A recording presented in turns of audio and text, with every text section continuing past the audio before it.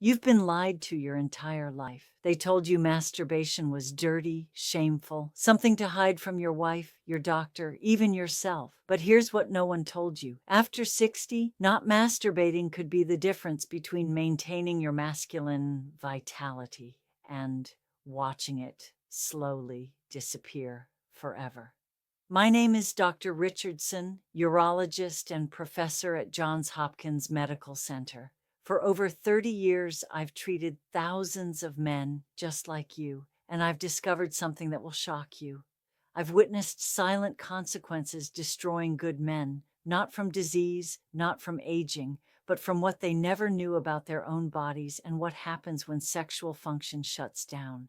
The truth is, most men over 60 either masturbate the wrong way or stop completely, not realizing the biological catastrophe they're creating. Yes, done wrong or avoided entirely, you're setting yourself up for erectile dysfunction, depression, prostate complications, and cardiovascular decline. But done right, you're actually supporting testosterone production, improving sleep quality, and maintaining healthy blood flow. In just a moment, I'm going to share 7 critical secrets about masturbation that every man over 60 should have learned decades ago but never did. Stay with me. What you're about to discover might completely change how you approach the next 10 years of your life. Before we continue, hit that subscribe button and notification bell. I create honest, science-based insights specifically for men in your stage of life. Content you won't find in your typical doctor's office because most physicians are too uncomfortable to discuss these realities. If what I'm saying resonates with your experience, type 1 in the comments. If you think this is nonsense, type 0. Your feedback helps me create content that genuinely serves men who need this information but have nowhere else to get it. Now let's get into the medical facts. Starting with the first dangerous misconception that's been quietly damaging men's health for decades. Last month, Harold, a 67-year-old retired engineer, sat in my office with tears in his eyes. This was a man who had built bridges, managed teams of hundreds, raised 4 successful children, but he whispered to me, "Doc, I haven't, touched myself in over 3 years. My wife passed, and I just figured that part of my life was over. But now I can barely urinate. I'm up 6 times a night, and I feel like there's constant pressure down there." What Harold didn't realize was that his well-intentioned abstinence was creating a medical crisis. He thought he was being respectful to his wife's memory, being a good man. Instead, he was unknowingly damaging his prostate health in ways that would have shocked him. Here's what happens when men completely stop sexual activity after 60. Your prostate becomes congested with fluid that has nowhere to go. Think of your prostate like a gland that produces fluid. It's designed to empty regularly through ejaculation. When you stop completely, that fluid builds up, creating inflammation, swelling, and pressure. The prostate sits right around your urethra, the tube that carries urine out of your body. As it swells from congestion, it starts squeezing that tube like a clamp. Urination becomes difficult, incomplete, frequent. You develop what we call prostatitis, an inflammation that can be incredibly uncomfortable and lead to serious complications. But here's the part that really disturbed me about Harold's case. This congestion doesn't just affect urination. The inflammation spreads, affecting nerve function, blood flow, and even your body's ability to produce testosterone. Your entire pelvic region becomes a zone of chronic inflammation. Harold's story gets worse. The constant pressure and discomfort made him avoid physical activity. He stopped his morning walks, stopped gardening, started spending more time sitting.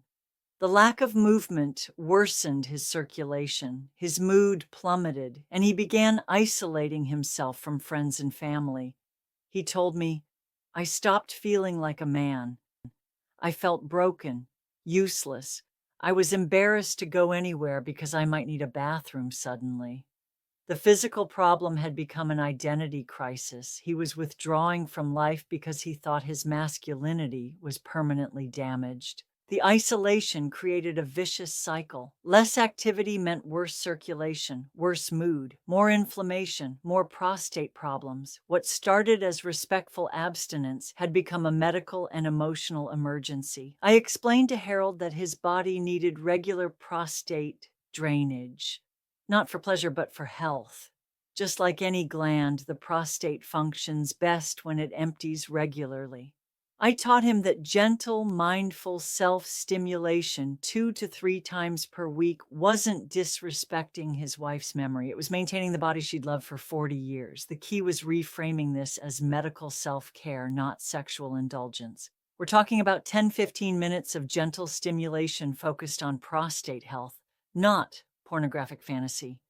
Within 6 weeks, Harold's urinary symptoms improved dramatically. His energy returned, and he started feeling like himself again. But Harold's recovery revealed another dangerous mistake that most men make. Even when they do maintain sexual activity, they're doing it in a way that actually damages their erectile function. David, a 63-year-old retired pilot, came to me with a problem that was destroying his new relationship. Doc, I can get aroused, but I can't maintain it during sex. It's humiliating. I've been masturbating the same way for 40 years. Quick, efficient, like everything else in my life. Get in, get it done, move on. But now when I'm with Martha, nothing works the same way. David had trained his body for speed and efficiency, not sustained arousal. As a pilot, he valued precision and quick execution. Unfortunately, he'd applied the same approach to masturbation, and after decades, it had rewired his sexual response in devastating ways. He described his technique: 2 minutes, maybe 3. I'd grip tight, move fast, get it over with. I thought that was normal, healthy even. Nobody ever told me I was training my body wrong. Here's the biological reality. Your penis and brain form what we call a neural pathway based on repeated experience. When you consistently masturbate with excessive pressure, speed, and urgency, you're literally training your nervous system to respond only to that specific type of stimulation. Your penis has thousands of nerve endings designed to respond to subtle touch, varying pressure, different rhythms. But when you repeatedly use the same death grip technique with rapid motion, those nerve endings become desensitized. You need more and more intensity to achieve the same response. Worse, your brain starts associating sexual arousal with that specific type of stimulation. When you're with a partner whose touch is naturally softer, whose rhythm is different, whose interaction is more complex, your trained sexual response system doesn't recognize it as adequate stimulation. This creates what we call masturbatory conditioning. Your erectile function becomes dependent on an unrealistic level of pressure and speed that no human partner can provide. The irony is devastating. The thing you thought was maintaining your sexual health was actually destroying your ability to function sexually with another person. David's relationship with Martha was failing. He'd developed performance anxiety so severe that he started avoiding intimacy altogether. I'd make excuses, say I was tired, pick fights so we wouldn't end up in bed. I felt like a fraud. Here's this wonderful woman who cares about me, and I can't perform like a man should. The shame spiral was destroying not just his romantic relationship, but his entire sense of masculine identity. He stopped exercising, started drinking more, withdrew from social activities. The sexual dysfunction had become life dysfunction. David confessed, I started wondering if I should just accept that this part of my life was over. Maybe I was too old, too damaged. I thought about ending things with Martha rather than disappointing her anymore. I taught David about sensate reconditioning, slowly retraining his nervous system to respond to gentler, more varied stimulation. This meant completely changing his masturbation technique: lighter touch, slower rhythm, longer sessions focused on sensation rather than climax.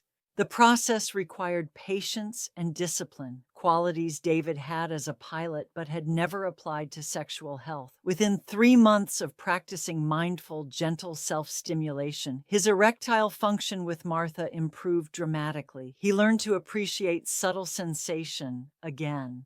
But even when men fix their technique, there's still another critical mistake that's silently sabotaging their hormone production and overall vitality. Frank, a 69-year-old former school principal, sat in my office looking defeated. Doctor, I feel guilty every time I was raised Catholic, told it was sinful. Even at my age, even though my wife died 2 years ago, I feel like I'm doing something wrong. But my body seems to need it. So I do it, then I hate myself for hours afterward. Frank's internal conflict was literally poisoning his hormonal system. The shame and guilt he felt around natural sexual expression was creating chronic stress that was devastating his testosterone production and overall health. Chronic guilt and shame trigger your body's stress response system, flooding you with cortisol, the stress hormone that directly suppresses testosterone production. When you engage in sexual activity while simultaneously feeling ashamed about it, you create a biochemical contradiction that damages your endocrine system. Your brain processes shame as a threat, activating fight-or-flight responses that shut down non-essential systems, including sexual hormone production. You end up in a devastating cycle. You need sexual expression for hormonal health, but the shame around it destroys the very hormones the activity is supposed to support. Research shows that men who feel guilty about masturbation have significantly lower testosterone levels than men who view it as natural self-care. The psychological stress literally blocks the biological benefits. Frank's shame-based approach was destroying his mental health. Low testosterone from chronic stress was causing depression, fatigue, loss of motivation, and cognitive decline. He told me, I feel like I'm disappearing as a person. No energy, no interest in anything, just going through the motions of being alive. The guilt was also preventing him from seeking companionship. I thought, if I can't even handle my own sexuality without shame, how could I ever be with another woman? I felt too broken, too wrong. I helped Frank reframe masturbation as medical self-care, not moral failure. We discussed how his body's sexual needs don't disappear at 69, and meeting those needs isn't sinful. It's healthy maintenance of the body he was given. The transformation was remarkable. When Frank stopped fighting his body's natural needs and started approaching self-stimulation as health maintenance, his testosterone levels improved, his mood lifted, and his energy returned. Once Frank resolved his shame issues, he discovered something that shocked him. The frequency of sexual activity directly affects hormone production in ways most men never realize. Peter, a 65-year-old widower, asked me a question that revealed dangerous misinformation. Doc, my buddy told me that if I masturbate too much, I'll run out of testosterone. So I've been limiting myself to once a month, maybe less, but I feel terrible. No energy, no motivation, sleeping poorly. Am I overdoing it? Peter had been starving his hormonal system based on completely false information about how testosterone works. The myth that sexual activity depletes masculinity is not just wrong, it's medically dangerous for men over 60. Here's the biological truth. Testosterone production follows a use it or lose it principle. Regular sexual activity, including masturbation, actually stimulates testosterone production, while abstinence causes it to decline. Your body produces testosterone in response to sexual demand, not despite it. When you severely limit sexual activity, you're sending a biological signal that you don't need sexual hormones anymore. Your endocrine system responds by reducing production. This creates a cascade of negative effects: decreased muscle mass, increased fat storage, reduced energy, poor sleep quality, and mood decline. The conservation myth is backwards. Sexual activity doesn't drain your masculine energy, it generates it. Men who maintain regular sexual activity 2-3 times per week have significantly higher testosterone levels than men who abstain. Peter's monthly restriction was aging him rapidly. Low testosterone was causing muscle loss, weight gain around his middle, chronic fatigue, and depression. He'd stopped exercising, lost interest in hobbies, and was becoming increasingly isolated. I thought I was being smart, conserving my energy for when it really mattered. But nothing matters anymore because I have no energy for anything, he told me. I educated Peter about healthy frequency for hormonal optimization, 2 to 4 times per week for men over 60, depending on individual response. This isn't about pleasure, it's about maintaining the hormonal environment that keeps you feeling vital and masculine.